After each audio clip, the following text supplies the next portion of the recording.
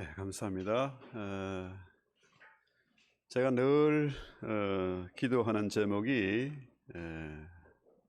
그 말이 통하고 뜻이 통하고 기도가 통하는 사람을 만나게 해달라고 기도했는데, 놀랍게도 하나님께서 정말로 그런 분들을 만나게 하셨어요. 그래서 제가 여기까지 오게 된 겁니다. 우리 김시한 목사님 만나 뵌 지는 한 3-4년 됐습니다만은 정말로 서로가 통하는 사이입니다. 통하는 사이니까 꼭 또 보고 싶고 또 같이 하고 싶은 그런 분인데, 참 연세가 있으신데도 청년 같은 분이세요. 그래서 이번 이제 앞으로 우리 학교 액추하고 또 우리 김 목사님 그 학교하고 같이 MOU를 해서 네팔과 아프리카, 가나, 또 중국, 러시아 이쪽으로 학교가 확장되게 됩니다. 오늘 나오셔서 말씀 전하실 때 큰 은혜가 있으시길 바라고, 또 이 시대에 꼭 우리에게 주시는 말씀, 귀한 말씀 들으실 때 은혜가 있기를 바랍니다. 우리 큰 박수로 우리 환영하십시다.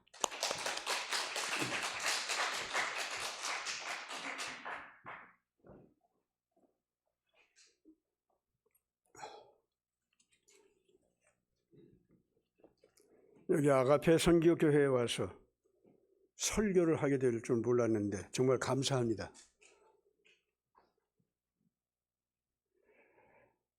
예수 믿는 사람들에게 있어서 생명의 핵심은 영생하게 하는 예수 그리스도의 아가페 영일 겁니다. 아가페 영이 바로 성령입니다. 진리의 영이십니다. 오늘 그 핵심적인 거, 이것이 얼마나 우리에게 소중한 것이고, 이건 놓쳐가지고서는 미래에 아무 의미가 없습니다. 아무리 화려하고 멋진 세계가 기다려도 이 진리의 영을 놓치면은 다 지겨운 일거리입니다. 짐입니다. 그리고 사실상 그건 지옥입니다. 하나님께서는 그렇기 때문에 사람이 자기 자녀로 부름받아서 이 세상에 태어난 이상 하나님 자신 속에 있는 이 사랑의 영을 받아들여 가지고 하나님과 함께 평안하게 영원히 살면서 보람 있는 일을 하는데, 일 자체가 끊임없이 자기를 자라나게 하며 기쁘게 하며 더욱더 큰 보람의 열매를 맺게 하는, 감동이 있게 하는 그런 삶을 살게 했다는 것, 이 사실을 오늘 우리 크리스찬들은 이 세상에 정확하게 선포해야 됩니다.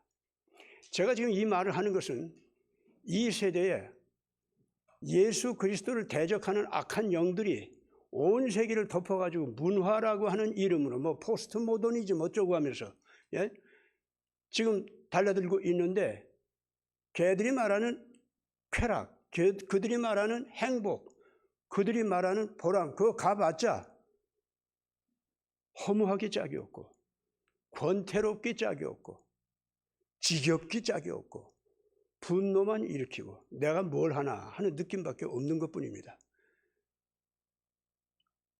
지옥입니다. 어둠입니다. 그러니까 그건 부패입니다. 거기가 무저갱입니다. 그건 하나님께서 불태워 없애는 세계입니다. 이 세상에 있는 어떤 종교도, 이 세상에 있는 어떤 정치 사상도 예수 그리스도께서 주신 이 아가페 영의 영생케 하는 생명, 이 외에 다른 건 생명이 없습니다. 그리고 다른 어느 곳에서도 이런 예수 그리스도의 아가페 영의 생명을 알려준 것도 없고 가르쳐 준 것도 없고 더군다나 그걸 선물해 준 것은 없습니다. 비슷한 형태는 많아요. 그러나 다 아닙니다. 오늘 이런 신구약 성경의 핵심적인 우리들에게 주시는 하나님의 생명의 영, 이것을 이 교회에서 확실하게 선포하면서 우리 함께 이러한 영원한 생명의 세계를 향해서 가는 휴거, 그거 준비 잘 합시다 하는 얘기를 하게 돼서 얼마나 감사한지 저는 모르겠습니다. 예수님 정말 지금 다시 오시고 계십니다. 우리 잘 맞이하도록 합시다. 잠깐 같이 기도합시다. 거룩하신 아버지 하나님, 이 교회 이름이 아가페 선교교회로서 선 것, 하나님의 진리의 영의 핵심을 바르게 잘 드러낸 것인 줄 믿습니다. 앞으로 이 세상의 모든 교회들이 이 바른 길을 정확하게 알고 따를 수 있게 하여 주시옵소서.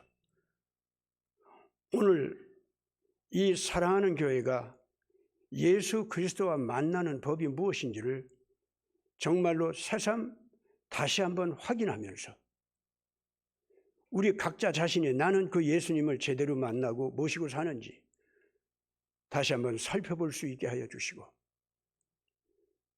이미 제대로 모시고 산 사람들은 이제는 거침없이 이러한 진리를 세상에 선포하면서 전할 수 있는 그 사명감을 갖게 하시옵소서.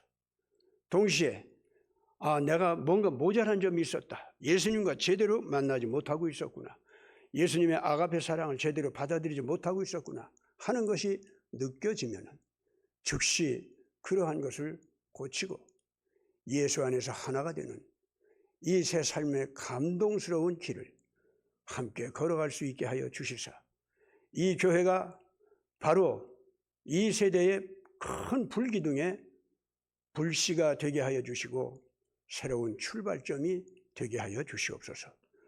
부족한 종의 입술을 지켜주시사 하나님의 거룩한 뜻만 전할 수 있게 하여 주시옵소서. 우리 구주 예수 그리스도 이름으로 간절히 기도드리옵나이다. 아멘. 오늘 읽은 본문 말씀 요한복음 12장은 우리가 평생 우리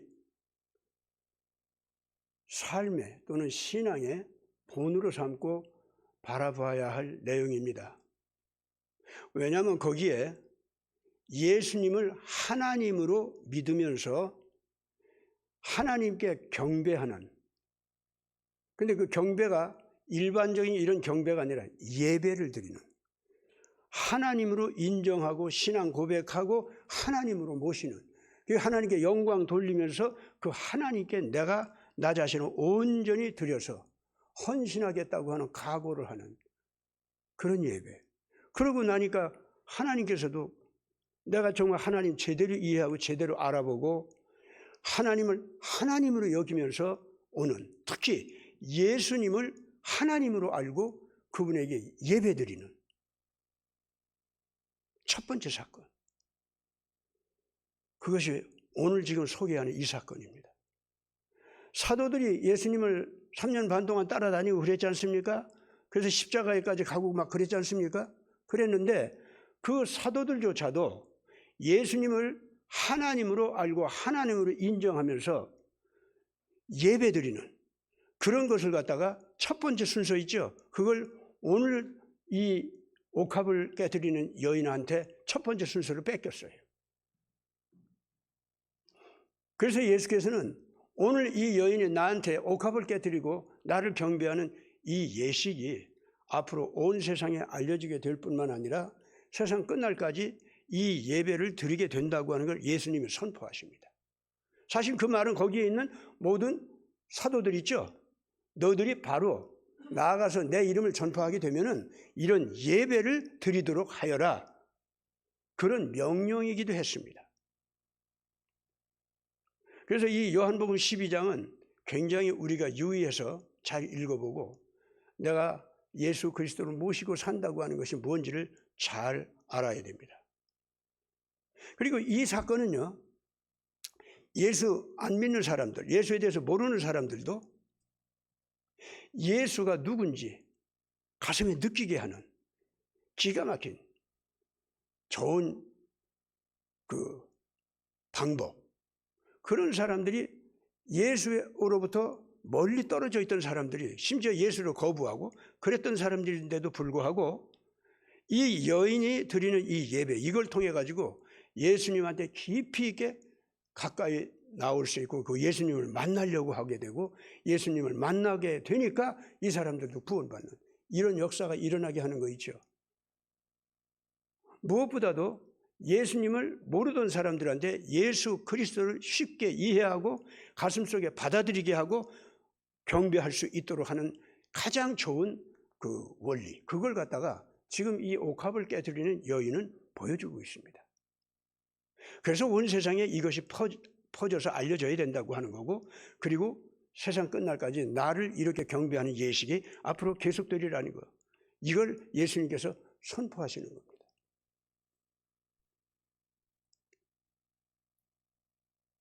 이 사건이 일어난 그 계기를 한번 좀 잘 살펴봅시다. 예수님께서 바로 그 얼마 전에 죽었던 나사로를 갖다가 살려줬습니다. 이건 뭐 엄청난 충격이 됐습니다.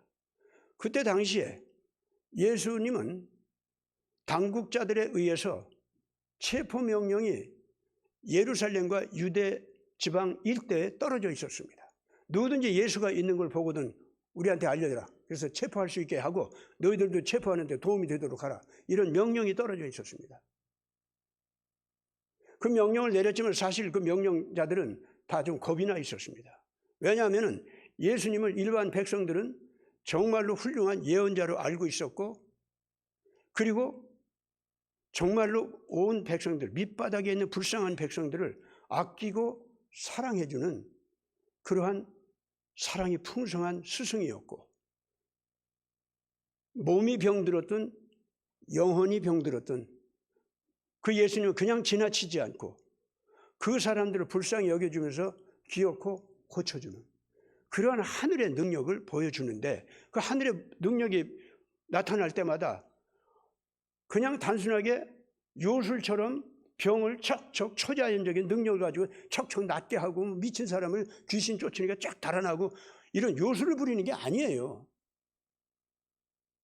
그 사건이 벌어지는 곳마다 뭐냐면은 예수님과 그 병자가, 마음의 병이 들었든 육신의 병 들었든 그 병자가 예수님과 만나가지고 정말로 그 예수님의 사랑을 느끼고 의로움을 깨닫고 그 의로움 때문에 자기가 죄인인 것을 정말 절절하게 느끼고, 그런데 자기가 절절하게 죄인이라는 것을 느끼는데 그것 때문에 예수님이 부담스럽다든가 왜 내 못난 걸 드러내, 왜 내 더러운 걸 드러내, 짜증나게 이렇게 반발심이 일어나는 게 아니에요. 더러운 걸 드러내 주는데 그것이 시원한 거예요. 목욕을 시켜주는 것 같아요. 너무 기쁜 거예요. 왜냐? 그 예수와 만나면은 세상에 이제까지 경험해보지 못했던 자기를 위해주는 사람의 모습, 자기를 아껴주는 사람의 모습, 자기가 인간이라는 것을 존엄스럽게 여겨가지고 받들어 섬겨주는 그런 모습을 가지고 와서, 그래가지고 그런 예수에 비해서 나는 너무나도 이기적이고 너무나도 아주 그 거짓말 잘하고 악한 방법을 통해서 이익을 쟁취하려고 하고 아주 비교가 되는 거예요, 자기가. 그래서 그 예수님의 그 사랑을 받는 것은 좋은데 받자니까 너무 자기가 준비가 안 된 더러운 인간으로 보여. 부끄럽고 괴로운데 그런 자기를 예수는 감싸 안아주는 거예요. 그런 감격이 있는 거예요. 봉사도 그렇고 곰배파리도 그렇고 이 쩔뚝파리도 그렇고, 그리고 미치광이었던 사람은 그 미친 귀신을 끄집어 내놓고 산 다음에 예수를 바라보면 그런 느낌이 들게 하는 거예요. 여러분 이 성경에 기록되어 있는 모든 예수 사건들은요 그런 사건들이었습니다. 그거 잘 알아야 됩니다. 여러분들이 만약에 예수님을 믿는다고 하면 평상시에 예수님을 생각할 때마다 그런 예수님이 내 마음에 나타나서 나를 반가워하시고 나를 기뻐하시고 나를 끌어안아주는 거, 그래가지고 이 못난 내가, 못난 거, 더러운 거, 이기적인 거, 위선적인 거, 이런 것이 다 예수님 앞에서 다 드러나는데 그걸 갖다가 목욕탕에 들어가서 때를 다 깨끗하게 씻어버리고 싶은 심정이 나도록 만드는 분이에요. 내가 예수와 다른 것 때문에, 다른 점 때문에 반발심이 일어나가지고 너는 그렇게 산다고, 나는 그렇게 못 살아. 그리고 세상에 너 예수같이 살면 잘 된다더냐? 자기 손해만 보는 거지. 이러고 반발할 수가 있는데 그런데 그 예수님 앞에서 그게 안 되는 거예요. 예수님같이 착하게 살아도 세상에서 모든 악을 이길 수가 있고, 예수님같이 살아도 손해보지 않고 손해보는 것 같은데, 희생하고 마는 것 같은데 기쁨이 솟고 보람이 솟고 사람 살리는 즐거움이 있고,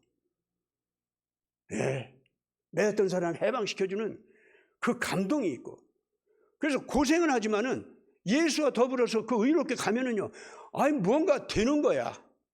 승리하는 거야. 즐거워 견딜 수가 없어. 그래가지고 내 더러운 걸 그냥 이대로 가지고서는 못 견디겠어. 전에는 내가 거짓말 잘하는 실력이 있어가지고 나를 잘났다고 생각했는데, 내가 못된 것들 모이게 해가지고 조직을 만들어서 착한 사람들 두들겨 패가지고 거기서 뭘 끄집어내는 거, 그걸 아주 자랑스럽게 여겼는데, 이제는요 그게 아닌 거예요. 예수를 딱 만나니까 선이 좋은 거야.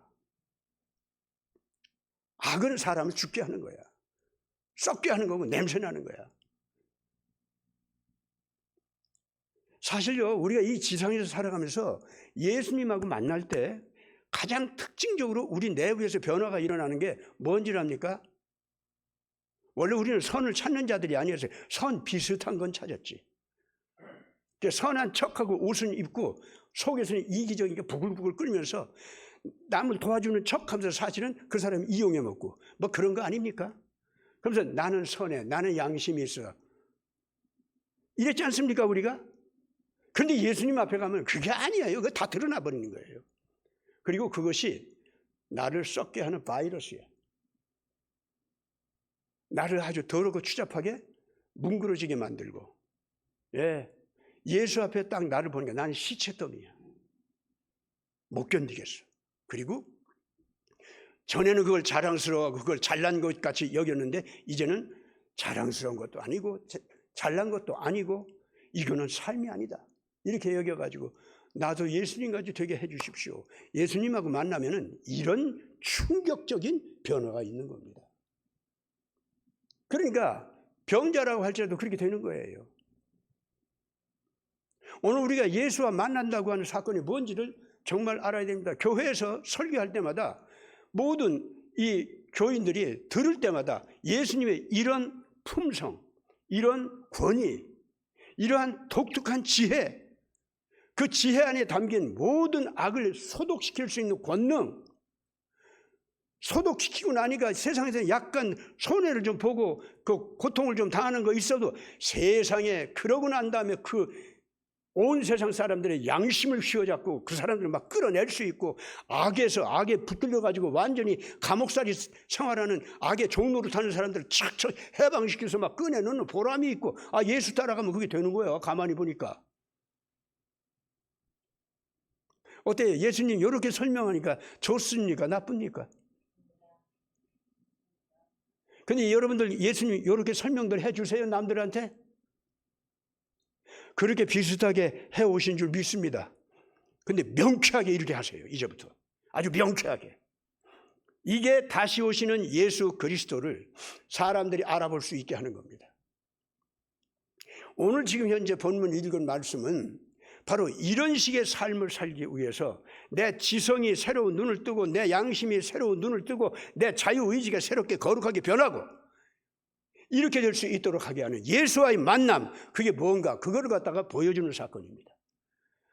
그래서 나는 무슨 예배드린다, 무슨 종교의식을 행하는 건 아니에요. 그런데 그냥 예수님 만나고 보니까 너무 감격이 되고 너무 반갑고 너무 좋고, 그래서 내 나름대로 가장 최고의 예우를 다해가지고 예수님을 섬겨주는 그 행동을 하는데 그게 예배가 되더라고요. 그게 하늘 보좌에서 반갑고 기뻐하면서 내 아들이 와서 내 딸이 와서 나를 이렇게 반가이 맞이해 주네. 나를 자기하고 1대1로 만나는 그 사람으로 여겨주기도 하지만은 동시에 나를 하나님으로 알아주네.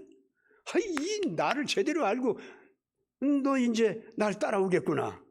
너무 반갑죠. 하나님께서 하늘 보좌에서 그러기 때문에 얼마나 기뻐하는지 모릅니다. 여러분들 오늘 여기 와서 예배 드리는 것이 그렇게 깊이 있는 사건입니다. 우리가 예배에 참여한다는 게 하늘나라 식구가 돼가지고 하나님께 얼마나 영광을 돌리는 것이고, 이 세상에 악을 갖다 소멸시키고 모든 병을 소멸시키고 모든 죽음의 힘을 갖다 소멸시키는 권능인지 그걸 우리가 알아야 됩니다.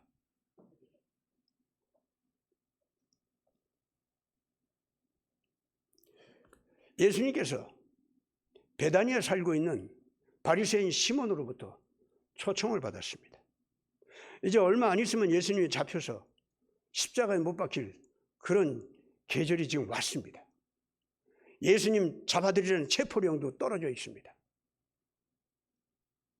그런 상황인데 시몬이라는 바리새인한테 그런 초청을 받았어요. 그 사람은 누구냐면은 문둥이였는데 그 문둥병에 걸린 사람을 예수님이 고쳐줬거든요.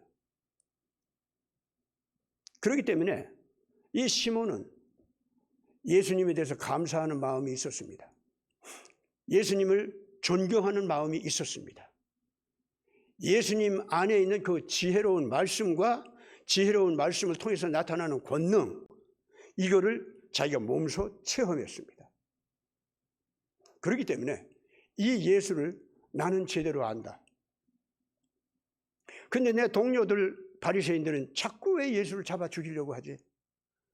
예수가 불화를 해가지고 이번에 6월절이 오면은 그 예수를 체포해가지고 이제 잡아 죽이려고까지 작정을 하고 있는데 이건 내가 말려야지 안 되겠다.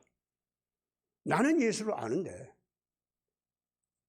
이래가지고 예수님과 바리새인 사이를 갖다가 화해시키려고 하는 그런 생각도 또 있었습니다. 자기가 문둥병에서 고침을 받아가지고 새로 나왔으니까 우선 예수님 인사를 해야 될 거 아니에요. 큰 잔치를 하고 그래서 이제 그렇게 예수님을 모시려고 이제 생각했는데 그러는 김에 자기와 같은 파버린 그 바리새인들이 예수님을 잡아 죽이려고 하니까 이 사람들하고 예수님을 화해를 시켜야겠다. 이렇게 생각을 한 거예요.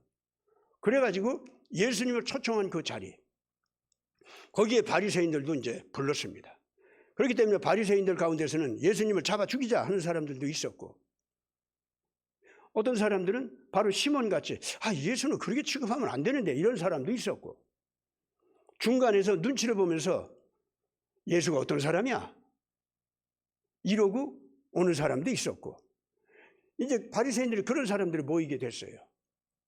근데 이제 시몬으로서는 그때 예수님을 잡아 죽이려고 하는 사람들을 변화시키는 것이 큰 목적이었기 때문에 되도록이면 그 사람들 비율을 상하지 않게 하려고 하는 자리였습니다. 그래서 그 시몬이 내가 이번에 문둥병자였다가 한 예언자를 만나서 고침을 받았어. 하나님께 감사해서 잔치 좀 벌리려고 하는데 우리 동료들 좀 모이게나 하고서 이제 모이게 했거든요. 그 예언자가 누구야 도대체? 예수라는 분이야. 예수? 그러면서 예수에 대해서 막 쏟아놓는 욕을 할 거 아닙니까? 이 시몬이 껄껄 웃으면서 나도 알아 자네들이 그런 생각을 가지고 있는 거. 근데 내가 경험한 예수는 그런 예수는 아니던데 어떻게 자네도 그렇게 생각하나? 그러니까 그 옆에서 이는지 저는지 보면서 있던 사람은 글쎄요 그 예수에 대해서 좀 자네가 아는 게 있으면 좀 얘기 좀 해봐. 자네는 그럼 어떻게 생각해? 나는 시몬 자네가 얘기하는 것 같이 예수 공감하는 게 많아. 그거 함부로 그렇게 판단할 게 아니야. 이렇게 된 거예요. 그러니까 거기서 예수를 잡아 죽이지 않은 사람들이 뭐라고 얘기하겠어요? 그래서 그 예수 얘기 왜 꺼냈어? 이번 우리 모이는 자리에 좀 예수도 오게 해서 자네들하고 같이 만나서 좀 화해 좀 시키려고 그런 목적도 내가 있네. 예수를 좀 만나가지고 직접 알아봐. 자꾸 그렇게 죽이려고만 하지 말고. 이 사람은 내가 이렇게 문둥병자였다가 내가 이거 나은 걸 한번 생각해봐. 그거 귀신의 힘 입어서 그런 거 아니야? 그걸 어떻게 자네가 그렇게 확정적으로 얘기할 수 있어? 나는 귀신의 힘을 빌려서 내가 나았다고 보지를 않는데. 이래가지고 조건이 붙었습니다. 그렇다면 이 베다니에 예수가 죽은 사람을 살려준 사람이 있는데 그 나사로라는 사람이 있지? 자네 그 잔치한다니까 잔치 자리에 그거 뭐 같은 동네 사람인데 올 거 아니야 또? 죽은 자가 한번 와봐. 그럼 예수 세력만 빵빵해진 그 자리에서 말이지 예수를 어떻게 살필까? 예수 지가 마음대로 그 자리를 휘두를 거 아니야. 아, 그런 자리 나 안 와. 이러고서는 얘기를 합니다. 시몬이 가만히 생각하니까 그럼 어떡하란 말이야. 첫째, 나사로 나타나지 말 것. 둘째, 예수를 이 자리에 데려와도 상석에 앉히지 마. 저 가장 낮은 자리에 앉혀. 그래야 우리가 오겠어. 아, 이 시몬이 참 기가 막힙니다. 예수님을 상석에 앉혀서 대접하려고 하는 자리인데 이렇게 요구하는 거예요.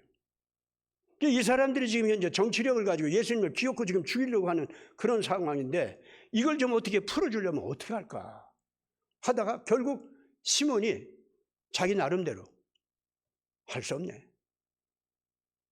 선생님을 낮은 자리에 앉혀드려도 그분은 내 마음을 이해할 거야. 죄송해 하면서 예수님을 낮은 자리에 앉히기로 작정하고 그 양쪽 사람들을 다 부르는 거예요. 시몬, 이 사람이 베풀었던 그 잔치 자리는 그런 자리였습니다. 그런데 예수가 온다는 소리가 이제 소문이 났을 거 아닙니까? 그러니까 말이죠. 이 동네 저 동네에서 뭐 시몬이 그 문둥병자였다가 나았다고 하는 것도 대단한 일이죠. 그래서 잔치를 하니까 이제 그 계층별로다가 이제 모여서 음식 먹게 하고 그럴 거 아닙니까? 이래저래 이제 사람들이 막 와서 이제 그 잔치에 참여하려고 하지만은 무엇보다도 예수가 온다는 것에 사람들이 그냥 산지사방에서 이제 몰려오기 시작하는 거야. 이래가지고 도저히 예수 소문이 너무나도 강해가지고 예수를 잡으려고 했던 사람들의 심리도 또 조직적인 힘도 오히려 위축당하는 그런 자리가 되게 생겼던 거예요. 그런데 그 사람들만 오느냐? 나사로 집안에서도 이제 막 난리가 나서 우리 선생님 오시는데 우리 오지 못하게 막았다면서? 어떡하지? 그때 그 중에 마리아는요, 조용히 내가 어떻게 그분을 갖다가 그냥 지나쳐. 기어코 나는 만나보고 말 거야. 우리 오라버니가 이번에 죽은 자리에서 다시 일어난 이후로 그분을 만나 뵙지 못했고 인사도 제대로 못했어. 그런데 우리 집에 오려고 해도 하도 정치적으로 바람이 불고 난리가 쳐서 함부로 올 수도 없고 우리가 함부로 부르지도 못했는데 마침 이 동네에 오셨다는데 인사만 하고 오는데 뭐 그게 문제야. 그래가지고 마리아는 마리아대로요. 자기 나름대로 옥합을 준비하고 그래가지고 예수님을 맞이하려고 준비합니다. 나사로는 나사로대로요. 이 선생님이 오시는데 내가 그냥 있을 수 있어? 가서 나 인사만 하고 올 거야. 이러고서는 예수님이 오신다고 하니까 그냥 후닥닥 이 식구들도 나온 겁니다. 지금 수많은 사람들이 몰렸는데 그 사람들이 특히 몰려오는 가장 큰 원인 중에 하나, 특히 바리새인들도 지금 몰려오는 동기 중에 하나는 죽은 자가 살았대. 예수가 그걸 살렸대. 그 죽은 자도 한번 보면 내가 내 눈으로 확인 좀 하고 싶네. 그럴 거 아닙니까? 누구든지 그렇죠, 그거야. 그렇잖아요? 그러니까 이런 상황에 아주 불편한 사람들은 예수를 잡아 죽이려고 하는 사람들이었어요. 근데 자기들 빼놓으면 그냥 예수 편이다, 다. 이런 잔치 자리에 그냥 자기들이 온다고 하는 거. 그러나 그 사람들도 죽은 자가 살아났어? 그건 보고 싶은 거예요, 또. 예. 여러분들, 이 시몬의 잔치 자리가 그런 배경을 통해서 모여진 자리였습니다. 그러니까 제자들도 그랬습니다. 제자들도 선생님이 자꾸 십자가 쪽으로 가려고 하는데 그게 못마땅해서 견딜 수가 없었어요. 특히 가룟 유다는 앞장서서 그걸 갖다가 반대하는 사람이에요. 그래가지고 어떻게 하면 좋지? 근데 마침 시몬이 바리새인과 예수님을 화해시키는 잔치자리를 연다는 거예요. 그럼 당연히 가야지. 근데 예수님도 가신다는 거예요, 거기에. 그래서 기대감을 가지고 오는 것이, 제자들의 기대감은 뭐였냐? 뭐 그런 잔치자리라든가 초대 이런 거야 뭐 여기저기서 얼마든지 할 수 있으니까 그게 중요한 게 아니라 지금 예수님을 잡아 죽이려고 하는 바리새인들과 예수님 사이를 화해를 시켜서 그게 좀 누그러뜨리게 하는 거, 그런 기회가 되면 좋겠다. 제자들도 그런 계산이 강했습니다. 왜냐하면 예수님이 십자가에 달려도 죽는 건 자기들도 죽는 거나 다름없으니까 싫은 거예요 지금. 이래가지고 그 자리에 다들 몰렸습니다 이제. 근데 뭐 예수님 자리는 어디냐? 바리새인들은 저 상석에 앉히고 예수님은 맞이하는데 제일 밑에 자리에 앉히는 거예요. 제일 밑에 자리에 앉히게 되잖아요. 그러면요 사실 그 밥 얻어먹는 자리예요. 그러면 그 사람은 잔치 주인이 나와서 인사할 것도 없어요. 그리고 그 잔치 주인이 뭐 손 씻을 물을 준다든가 수건을 준다든가 뭐 이런 거 있죠. 그것도 없는 거예요. 저 상석에 앉으면요 어떻게 되냐? 그 집 종이 허리에 띠를 수건을 두르고 나와서 대야에 물을 담아가지고 그 상석에 앉은 손님들 발밑에 엎드립니다. 그래가지고 그 사람들 발을 씻어줘요. 그 손 받들어서 손 씻게 또 해주고, 이렇게 받들어 섬기는 거예요. 그게 유대인들 풍속이에요. 그런데 그 자리에서 예수님한테 그런 거 싹 없는 거예요. 그러고는 저 밑에 가서 밥 얻어먹는 자리 있지 않습니까? 거기 밑에 가니까 제자들부터 벌써 벌떡벌떡하죠. 이거 어떻게, 시몬 당신 이러기야 진짜? 이제 이렇게 나오는 거죠. 예? 그 시몬이 눈치를 주면서 제가 선생님 은혜를 모르겠습니까? 오늘 이 자리에 바리새인들도 와 있습니다. 우리 바리새인들하고 사이를 좀 좋게 좀 만들어 봅시다. 이 훌륭한 고귀한 선생님, 우리 이스라엘 가운데 하나님께서 보내주신 예언자 같으신 분인데 내가 어떻게 함부로 상대하겠습니까? 저 사람들하고 예수님을 화해시키자니까 내가 이렇게 하니까 제발 나 좀 이해 좀 해 주십시오. 그런 상황이 된 겁니다. 그 예수님이 자리에 앉았어요. 거기에 웬 여자가 후닥닥 들어오는 거예요.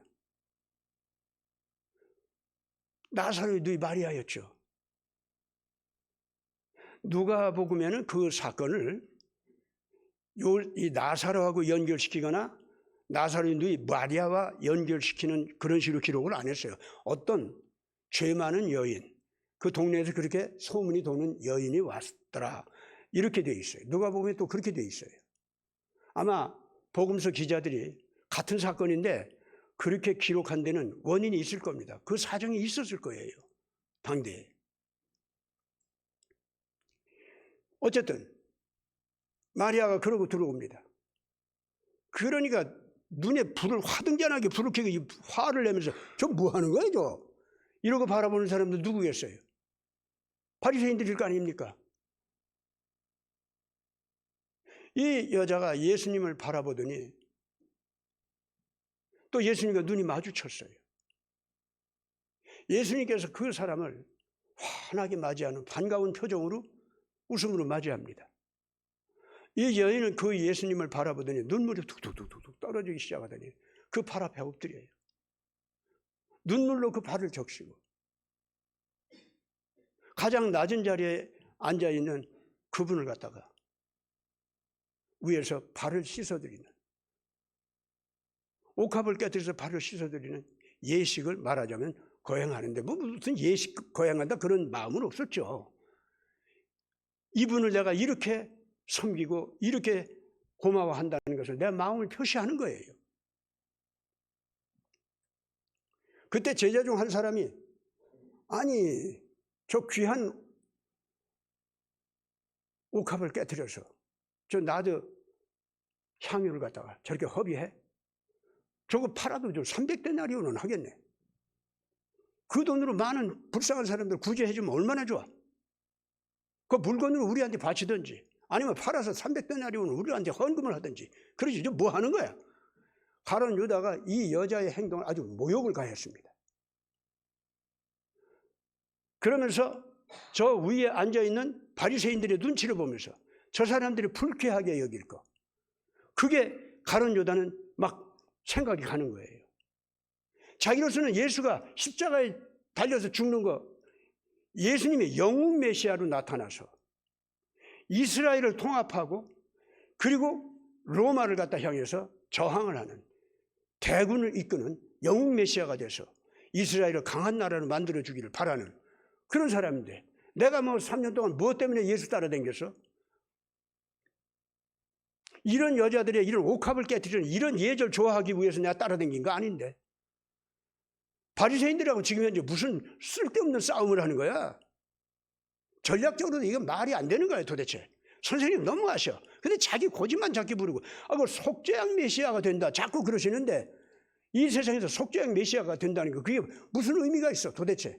저 양반 혼자서 그래 십자가에 달려서 죽는다고 치자고 피 흘린다고 하자고 그걸 통해서 뭐 하나님이 모든 인간들의 죄를 다 용서해 준다 그런다는데 뭐 그렇게 죽어주는 희생 그 자체는 그 나름대로 의미는 있겠지만은 누가 예수가 죽는 그 피 흘림을 보고 내 원죄가 뭔지도 모르는 사람들이 그 원죄가 다 용서받고 그래서 죽을 사람들이 죽지 않고 영원한 생명을 갖는다고 하는 걸 누가 인정하고 따르겠냐 이거야.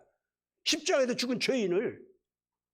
지금 예수는 십자가에서 죽지만 않으면은 전 이스라엘이 영웅으로 알고 따르고 왕으로 모시려고 따르고 이런 붐이 지금 막 일어나고 있는데 이 붐이 제대로만 나가면 저 로마 군단 이런 것들도 막 물리칠 수 있는 새로운 기회가 될 수 있는데 도대체 이 선생님은 그런 쪽으로 가지 않고 어떻게 가는 거야? 이 양반은 그런 쪽으로 머리가 안 나가 있어. 나 같은 전략가가 내 이 예수님 곁에 있어가지고 그런 걸 해야지. 안 되겠어. 이 예수님 이렇게 가면 안 되겠어. 그런데 마침 시몬이 바리새인하고 화해를 시킨다고 하니까 이거 잘 됐네. 이때 저 바리새인들한테 잘 보여야 돼. 이라고서 그 자리에 나왔는데 지금 주책 떠는 여자가 나타난 거예요. 지금 현재. 이게 화가 난 거예요. 그래서 300데나리온 그것도 허비하는 것이 화가 났지만은 무엇보다도 바리새인들하고 예수님 사이에 정치적인 결탁과 화해를 하는 거 있죠. 요거 못하게 되는 거. 그래서 예수님이 주장하는 속죄양 메시아 고집 좀 그만 부리고 저 헬레니즘 세계, 로마 세계, 바벨로니아 거기에 나타나는 그 영웅 메시아 있지 않습니까? 예. 좀 예수님이 그런 영웅이 돼가지고 바리새인들도 포용하고 예? 열심당도 끌어안고 그러고 헤롯이라든가 이런 것들의 모든 전략이라든가 정치 그 군사 조직 이런 힘도 예수님의 그 특이한 그 권위와 나 가룟 유다가 내놓는 전략으로다가 그런 것들도 통합을 하든지 아니면 때려 부시든지 이렇게 나가야 될 거 아니야. 마침 바리새인들이 저렇게 나온 게 기회인데 이 여자가 이걸 막으면 어떻게 해. 그래가지고 이 가룟 유다가 불평을 하면서 말이죠. 거기서 모욕을 가하는 거예요. 가룟 유다는 그렇기 때문에 단순하게 300데나리온 그것 때문에만 그렇다고 보지는 않습니다. 저는 그렇게 생각해요. 모욕을 가하니까 그때 예수님께서 뭐라고 하십니까? 가난한 사람들을 돕는 것은 너희들이 언제든지 다 할 수 있다. 그런데 나는 너희들 곁에 오래 머물지 못해. 오늘 이 여인이 한 이 행동은 앞으로 온 세상에 전부 전해지게 되어 있고 그리고 사람들이 이렇게 나 예수에게로 다가오는 걸 기뻐할 것이다. 하나님께서도 그걸 기뻐하신다 그 말이죠. 그걸 선언하는 거예요. 그렇기 때문에 또 그 자리에 나사로가 안 나타났다면 또 좋아. 나사로까지 또 나타났어. 선생님 저 인사만 하고 갈게요. 정말 감사합니다. 그래가지고 바깥에서는요 벌써 예수의 권위가 높아지고 예수의 인기가 높아지고 나사로까지 나타났다고 하니까 나사로 나왔어? 나사로 나왔어? 보면서 예수와 나사로 사이를 바라보면서 그냥 새로운 분위기가 형성되는데 드디어 이 바리새인들은요 거기서 화가 난 사람들은 빠져나가고 싶은데 함부로 빠져나갈 수도 없고 뭐 어떻게 할지는 모르는 거예요. 그러면서 시몬한테 눈에 불을 켜고 당신 뭐 하는 거야 도대체? 우리 이꼴 만들려고 여기 보낸 거야? 저거 여기 나타나지 않게 한다고 해놓고 왜 여기 나타나게 한 거야? 아니 나도 글쎄 못 나오게 했는데 이 사람들이 왔네. 아 인사만 하고 간다는 거예요. 그렇지만 그렇게 되는 거 아니지 않습니까? 그때 예수님께서 일어나셔서 말씀을 하십니다. 오늘 우리가 분명히 알아야 됩니다. 나 이 사건을 갖다가 저도 이 같은 사건인데 마태, 마가, 누가, 요한복음 거의 전체가 다 취급하고 있습니다. 그런데 취급하는 입장이 조금씩 다르더라고요. 그 전체를 갖다 다 묶어놓고 하나의 사건으로다가 묶어서 그걸 종합시켜 놓고 나니까 그 당시에 이 잔치 자리가 지금 제가 얘기한 이런 상황으로 전개가 됐던 겁니다. 오늘 예수 그리스도와 만난다고 하는 것이 뭔지 이제는 좀 우리가 압시다. 예수님이 죽은 자도 살려주시고 죄인으로 살던 여자가 감동을 가지고 회개를 하게 하는 이런 예수님으로서의 그 모습이 있잖아요. 이걸 우리가 분명히 알아야 됩니다. 무엇보다도 이 옥합을 깨뜨리는 여인이 있지 않습니까? 이 사람은 그 마을에서 이미 죄인으로 소문난 여자더라. 분명히 사실입니다. 그러니까 그런 말이 써 있어요. 그리고 요한은 그가 나사로의 누이 마리아였다. 이렇게 분명히 얘기하고 있습니다. 그렇다고 하면 그 당대에 나사로의 누이 마리아는 예수님을 살리는 사건이 벌어질 때 어떻게 했습니까? 예수님이 나사로가 살아있을 때 오셔서 병을 고쳐주기를 기대했는데 살아있을 때 안 오셨잖아요. 그렇죠? 죽은 다음에 오셨어요. 오셨을 때 이 마리아는 반응이 뭐였습니까? 예수님이 오셨다는데 나가 인사도 안 해요. 마르다만 나가서 인사하면서 왜 선생님 인제서 오셨어요? 이 오빠 돌아가셨어요. 그러고 얘기하는 거예요 지금 현재. 거기서 예수님의 그 유명한 말씀이 터져나오죠. 나를 믿는 자는 죽은 자도 살겠고 산 자는 영원히 죽지 아니하리라. 이 유명한 영생 그리고 부활을 선언하지 않습니까?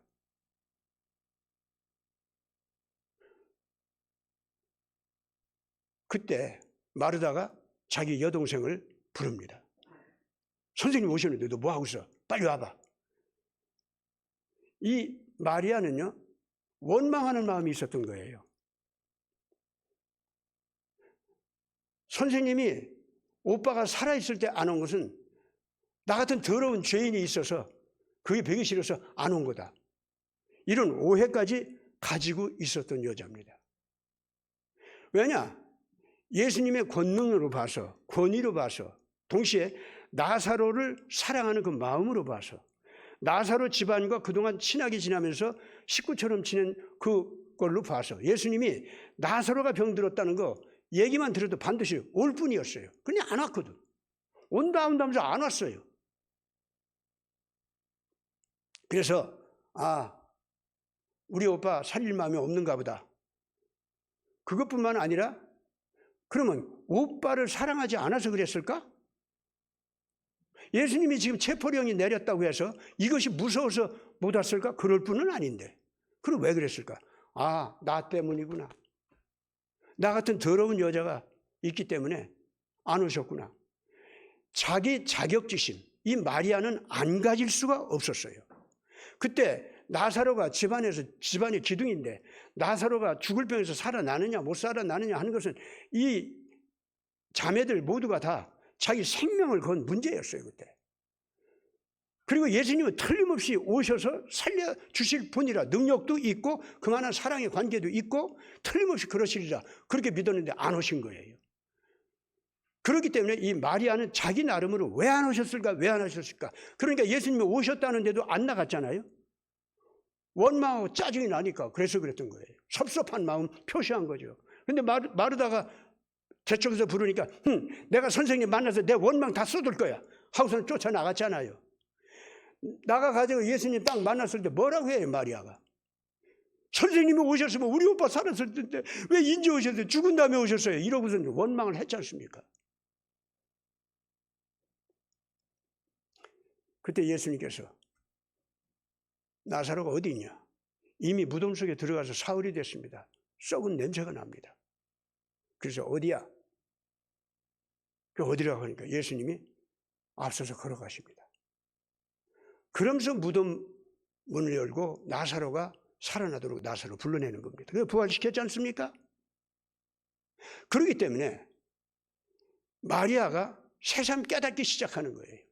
예수님이 조금 늦걸음을 하신 것은 늦걸음이 아니었고 죽은 자도 살리는 예수님의 권능을 보여주시기 위한 것도 있고 또 나사로 집안 식구같이 이렇게 사랑하는 사이에는 죽음도 문제가 되지 않을 수 있도록 죽음이라는 문제까지 다 해결해 주시는 그런 구세주로 오신 분이라는 것을 우리에게 보여주신 거고 그러니 우리는 이런 병이나 이런 죽음이나 그리고 죄를 짓고서 용서받지 못하고서 영원히 지옥으로 떨어지는 거 있잖아요. 이런 것도 염려가 아니구나. 이 예수님 앞에 서면 우리가 회개하고 바르게 살기로 작정만 하면 언제든지 영원한 생명으로 갈 수가 있구나 하는 것을 믿을 수 있도록 하게 하기 위해서 그런 믿음을 확실하게 심어주기 위해서 그러기 위해서 나사로가 죽은 다음에 나타났다고 하는 걸 그제서 깨닫게 되는 거예요.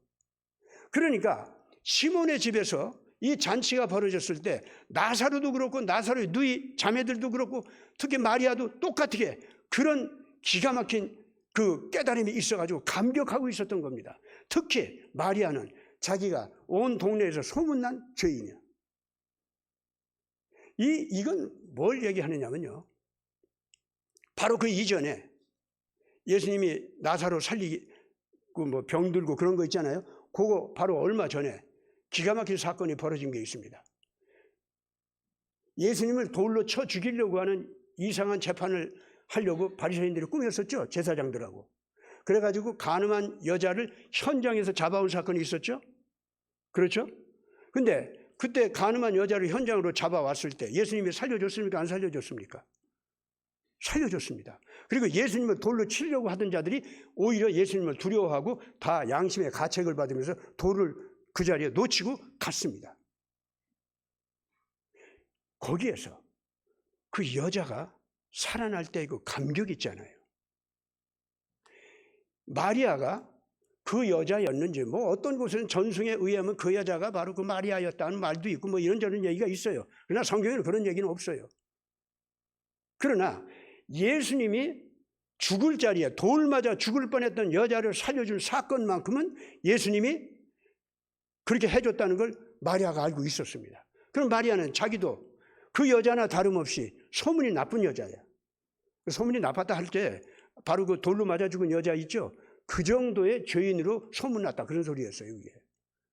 그렇기 때문에 그 예수님을 핑계대가지고 그 여자를 돌로 잡아 죽이면서 예수님까지 돌로 쳐 죽이려고 했던 그 사건은 마리아로서는 특별하게 자기한테 굉장히 무서움이 됐고 아픔이 됐고 동시에 예수님이 그 여자를 살려준 사건 때문에 예수님에 대한 고마움, 감사, 그래서 자기 같은 죄인인 여자도 예수님은 용서하고 사랑해주고 새 길을 열어준다고 하는 그 감격이 남달리 컸던 겁니다.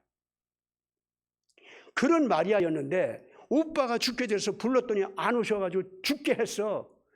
그러면 예수님이 나 용서도 안 하고 나 같은 것 때문에 오빠까지 죽게 하고 그런 게 아니야. 이런 마음까지 못나게 그런 생각이 들어간 거예요.